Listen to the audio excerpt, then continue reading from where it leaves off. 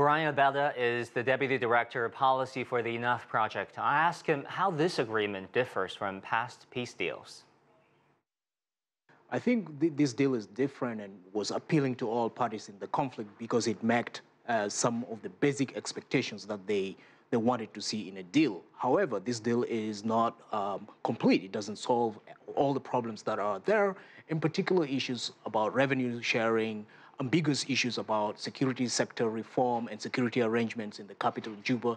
These are things that are potentially flashpoints that could unravel the peace agreement, and it behooves the parties in the conflict to actually work very hard to ensure that there are no hiccups that could unravel this peace deal.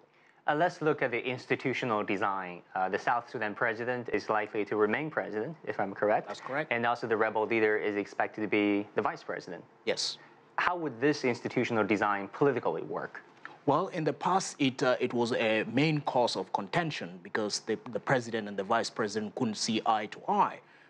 To circumvent this type of problem from recurring, they have established now about 5 presidents. So they expect that the decision-making will be collegial. It will be like a group coming together to make a decision.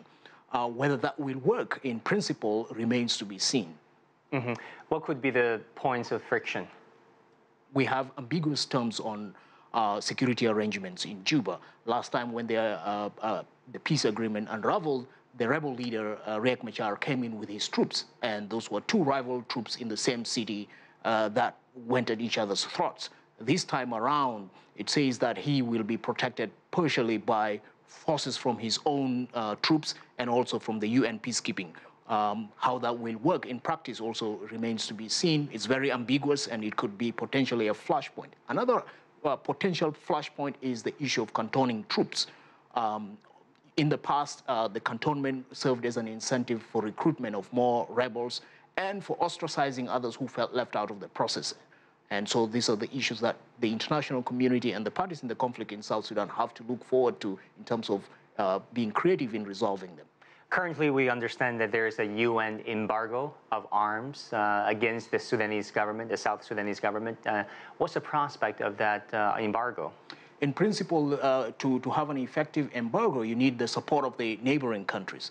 The neighboring countries are countries where there is a democratic deficit. And therefore, they have looked at the arms embargo as a tool of imperialism, and they're not bound to support it. And so we have seen also that in the past, South Sudan has purchased weapons through third parties in the region. So the issue here is that for the international community to keep an eye on the implementation of the peace deal and peg any lifting of the arms embargo on the proper implementation of the agreement. Again, that was Brian Adeba.